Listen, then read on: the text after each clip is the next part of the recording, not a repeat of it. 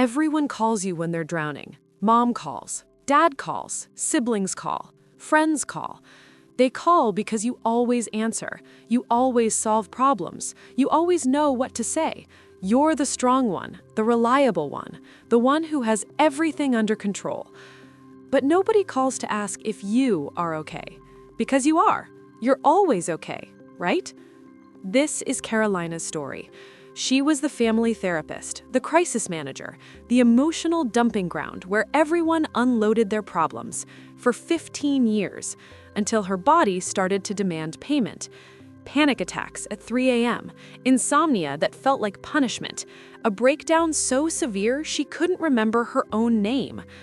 Trying to be strong for everyone is killing you, and nobody sees it because you hide it so well. This is about the invisible cost of being strong and what happens when you finally fall apart. Are you the strong one in your family? Let's find out what it's costing you. If you're the person everyone's looking for but no one asks how you are, sign up now. Here we talk about mental health without romanticizing it and without lying to you. Carolina's story might be the mirror you need to see. Carolina was 16 when she became the strong one. Her parents were divorcing. Her mother was in deep depression. Her father had disappeared. Her younger brother, 12, was lost and scared. Someone needed to hold things together. Carolina did. She cooked, she cleaned, she took her brother to school, she hugged her mother when she cried, she pretended everything was fine when nothing was. At 16 years old. And everyone praised her. Wow, you're so mature. You're so strong. I don't know what we would do without you. Carolina smiled, but inside she was screaming. Being strong wasn't a choice. It was survival. Nobody asked if she wanted the role. She just woke up one day and there she was. And she could never get out again. Because when you're good at holding up the world won't let you go. Years passed. Carolina grew up. But the role didn't change. She remained the strong one. Her mother called every week, crying, problems with a new boyfriend. Carolina listened, advised, solved. Her brother, now an adult, called during crises. Carolina rushed over, dropped everything, and went. Friends also discovered this. Carolina always knows what to do, so they called. Bad relationships, problems at work, existential crises, and Carolina answered. Always. The role of the problem solver, always being available, never being heard. Carolina had become a free 24/7 emotional counseling service, and nobody asked how much it cost her. Nobody saw that while she was solving everyone else's problems, her own was crumbling in slow motion. Carolina was 31 years old when she realized something terrible. She no longer knew who she was. Without other people's problems, without anyone needing her, who was Carolina? She couldn't remember. Did she have hobbies? Did she have dreams? Did she have her own desires? She didn't know, because she had spent 15 years being everyone's emotional mirror, reflecting others, but never looking at herself. Perhaps you're exactly at that point, so busy being strong for others that you've forgotten to be a person for yourself. Carolina tried to talk to her mother. Mom, I need space. I can't be your emotional support all the time anymore. Her mother was hurt. You've changed. You're being selfish. To her brother, I can't drop everything every time you call. He got angry. When I need you, you won't be there. And Carolina felt guilty, a monster, selfish, for wanting to have her own life. The trap of playing the strong one. When you try to leave, you're accused of betrayal. Carolina backtracked. She apologized. She continued attending clients. She continued solving problems. She continued being strong. But something was breaking inside. She began to experience physical symptoms, chest pains, shortness of breath, severe insomnia. She would lie for hours, staring at the ceiling, unable to switch off. Her brain running an endless list. I need to call my mother. I need to help my brother with that. I need to reply to that friend. An endless list of people who needed her, while she slowly died from exhaustion, from overload, from profound emotional burnout. But she couldn't stop, because if she stopped, who would hold up the world? The body is starting to demand its due, when being strong becomes a physical illness, not just an emotional one. Carolina was falling apart, and nobody saw it, because she still smiled. She still said, "I'm fine." She still showed up when called. Nobody knew that inside she was turning to dust. Carolina was 33 years old when she had her first severe panic attack. 3 a.m. She woke up unable to breathe, racing heart. Cold sweats, absolute certainty that she was going to die. She went to the hospital. The doctor ran tests.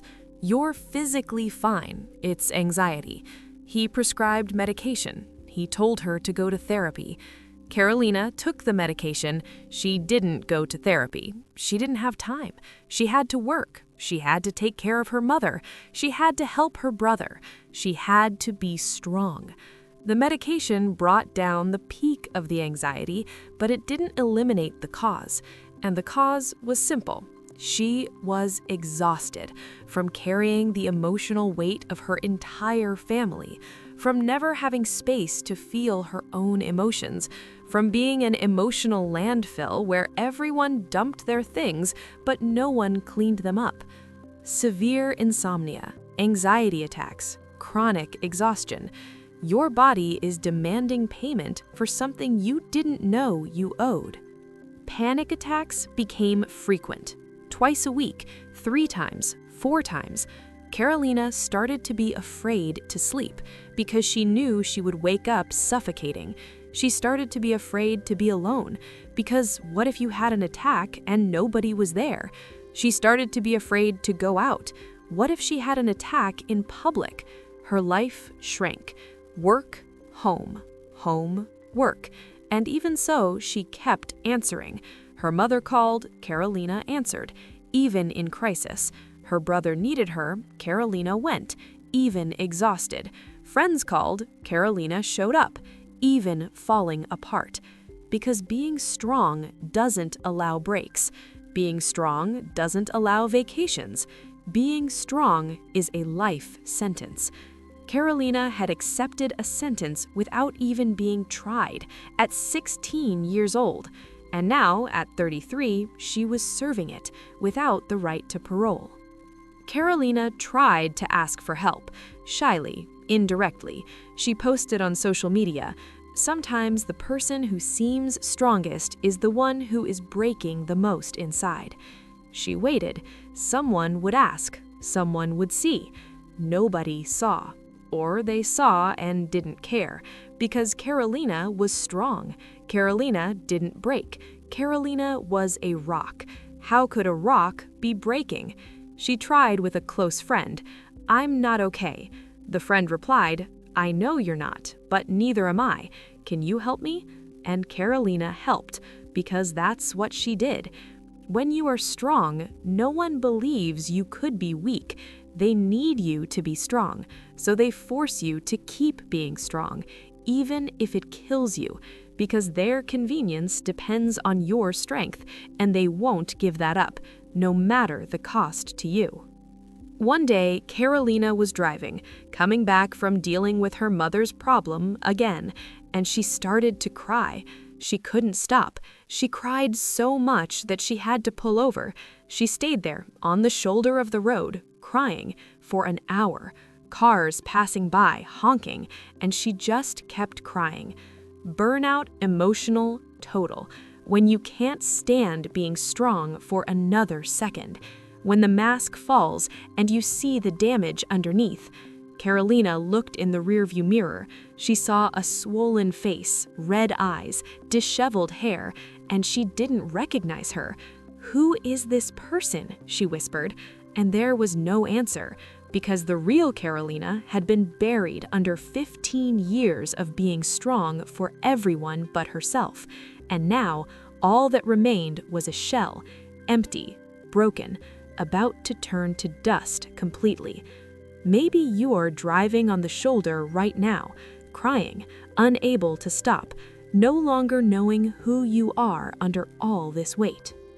Researchers studied a phenomenon called caregiver burden, the weight of caring, not just for the elderly or sick, but also for carrying the emotional burden of others. They discovered something devastating. People in the role of emotional caregiver have a 60% higher risk of developing depression, a 75% higher risk of severe anxiety, and an 80% higher risk of burnout. Why? Because caring for someone emotionally without reciprocity is invisible work, without recognition, without pay, without time off, and endless. Carolina was in this category, but she didn't know it had a name. She thought she was weak, flawed, exaggerating. She wasn't. She was human, being pushed beyond human limits and breaking, like anyone would.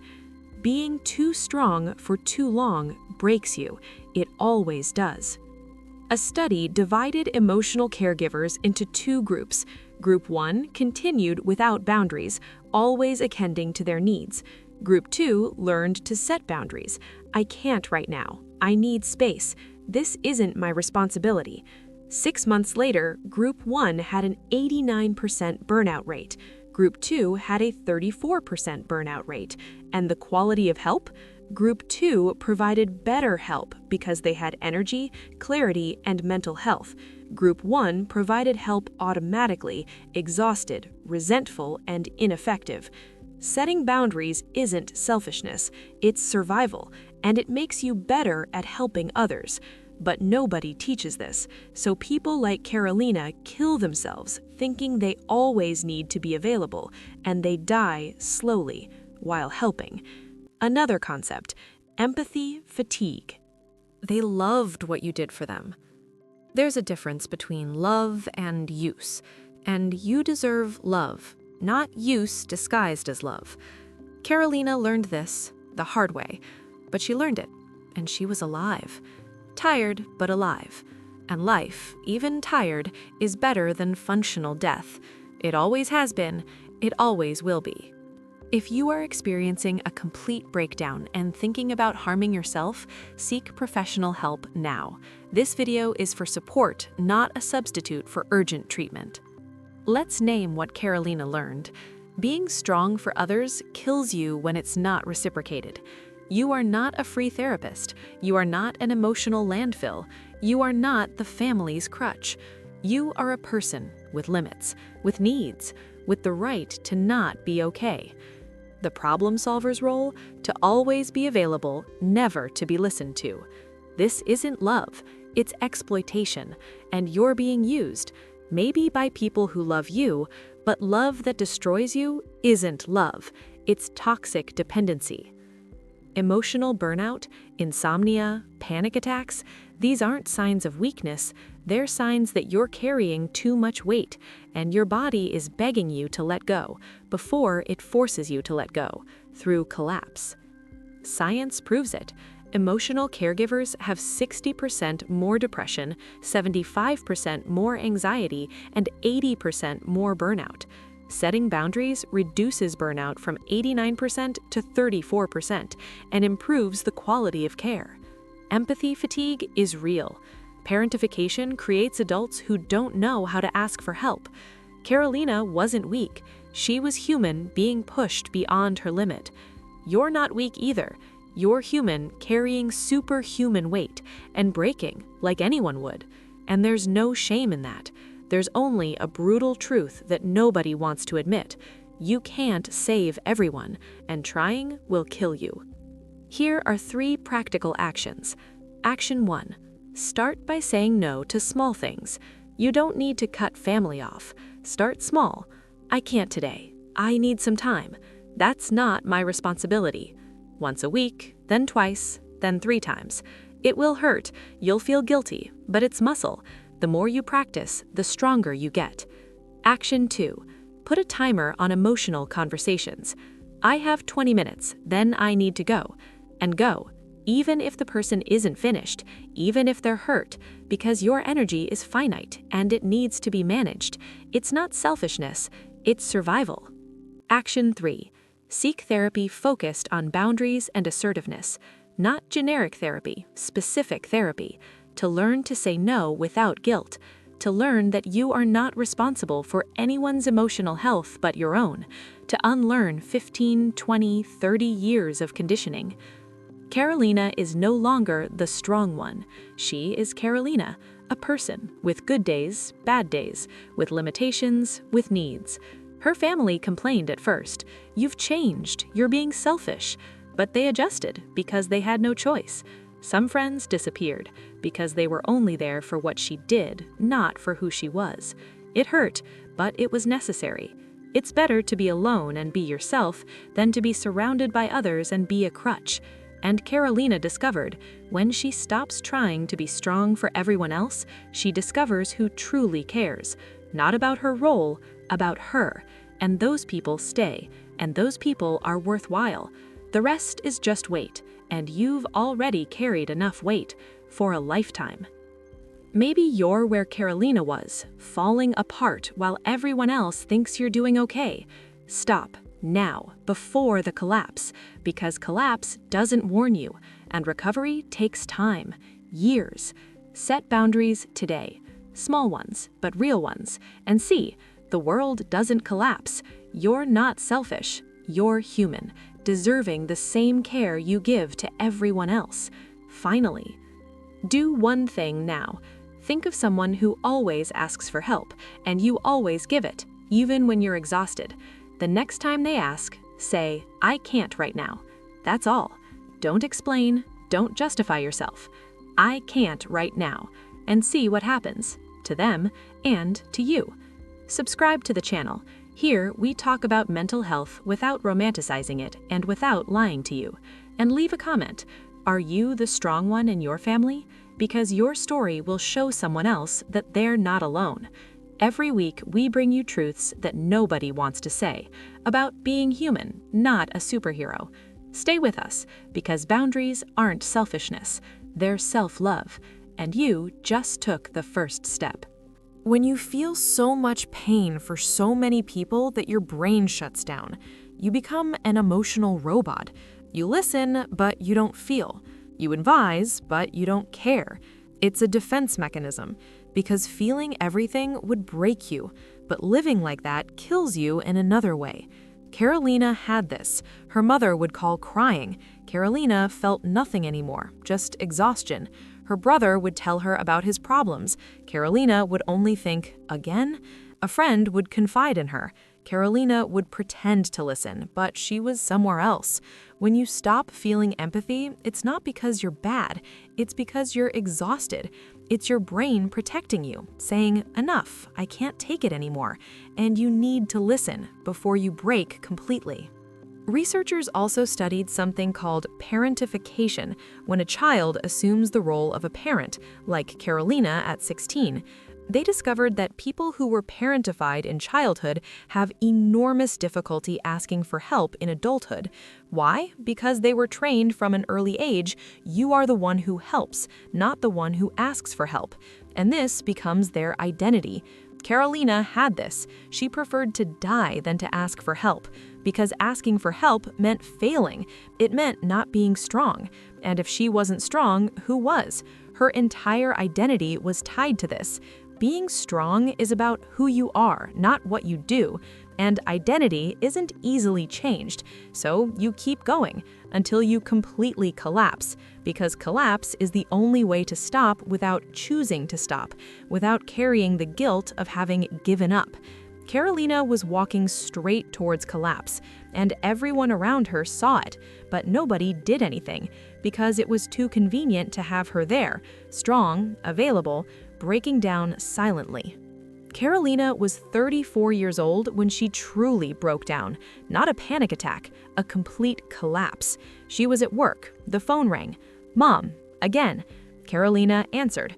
"Daughter, I need you. I had a terrible fight with my boyfriend. Can you come over?"